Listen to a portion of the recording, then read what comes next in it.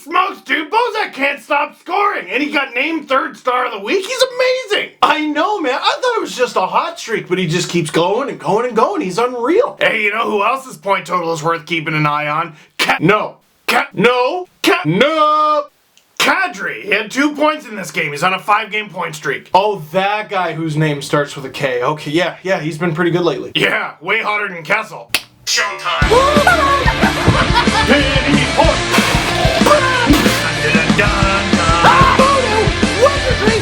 Whoopsie daisy, this team is ruining my life. Leafs win 3-1 over the New York Islanders. Sorry, the Brooklyn Islanders. That's why the first period was so quiet. The entire first period, the Leafs are just skating around asking questions. Kadri's got the puck like, man, you sure this is an NHL arena? Clutterbuck trying to get the puck off him like, shut up and just play the game. And speaking of Cal Clutterbuck, he is a former member of the Oshawa Generals, as is John Tavares, as is Calvin DeHaan, as is Leafs assistant coach DJ Smith, and probably some others that I'm missing, because the Leafs and Islanders were the hometown hockey game this week. Because hometown hockey was in my fair city of Oshawa, Ontario. It's funny because every week for hometown hockey, I see people on the TV and they have the broadcast truck and they all go, ah, when they know they're on TV. And I'm like, okay, yeah, we get it. You're excited. What's the big deal? And I don't know what came over me, but every time they mentioned Oshawa, I was like, oh my God, I live there! I live there, guys! They're talking about my city on the TV! I got excited, okay? Worried for the Leafs though, because even though there was no scoring in the first period, boy, the Islanders are just so unpleasant. Like, the Eastern Conference really should thank their lucky stars that in last year's Eastern Conference quarterfinal,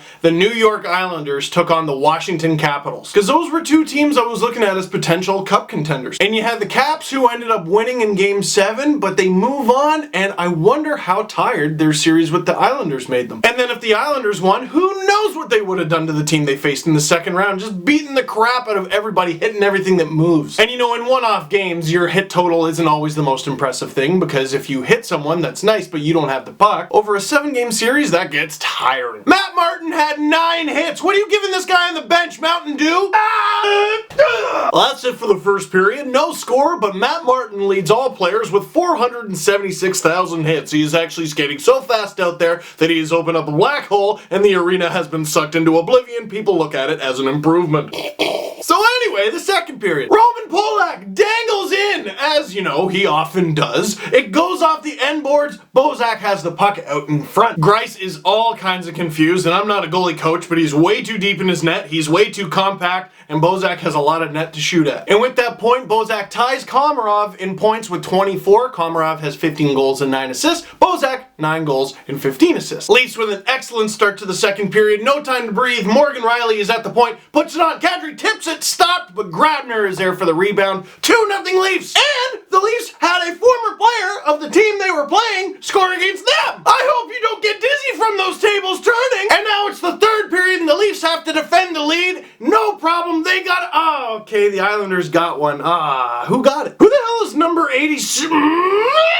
Coleman puts one past Jonathan Bernier. Granted, only his 3rd of the season, and the Leafs now only have a 1-goal lead. But the Leafs and Bernier hold the fort for the rest of the game. Full marks to the Leafs, as a matter of fact. They outshot the Islanders 37-26. And when your team performs like that in a game, and you are the goalie, and in this case it was Jonathan Bernier, you have one job, and that is stop pucks, and you're facing fewer pucks than the other one. And if you let another one in, anyway, they won. JVR, he got an empty netter. By the way, I know it's dismissive to a lot of you because it's an empty netter, but Nazem Kadri with the assist on that one, using something that maybe it's just me, I think the Leafs have been using a lot more this season, the air. They seem to like to put the puck in the air a lot more, you know, just lob passes, and it's like an underutilized thing. Having trouble finding space? Use outer space. Just put it up there, because no NHLer can jump that high except for Morgan Riley, because in a past life he was a predatory cat. And previously we were talking about Komarov a ton, and why not? He's leading the team with 15 goals. And Tyler Bozak, he's scored a goal in this one, and he's the NHL's 3rd star of the week. He's been amazing recently.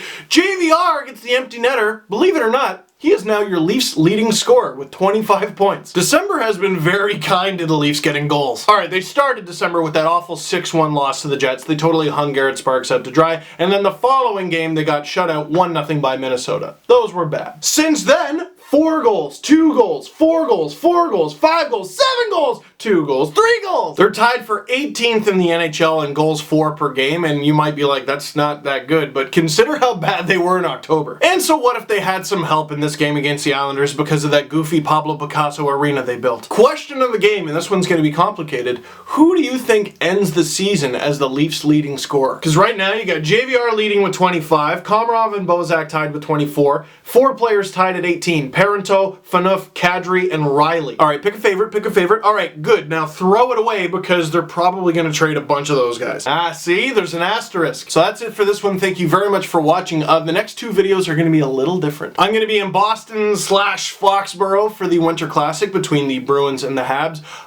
It's going to be busy, and I don't know how much time I'm going to have. And I got a bunch of videos to do there. I got at least one planned for the CWHL and WHL game. There should be one for the alumni game. I'm hoping there's going to be one for the actual Winter Classic because, I mean, right, it's the Winter Classic. All the while, guess what? The Leafs play 2 games while I'm there. So, and a lot of you seem to like them last year anyway, I'm gonna have to do one-takers, no jump cuts. So look out for those, and the next time you see this room, it will be 2016. Click like if you like this video, click subscribe if you really liked it, tell all your friends, highlights down below, and I'll see you in 2016. Well, that's not true, I'll see you from Boston. You know what I mean, man?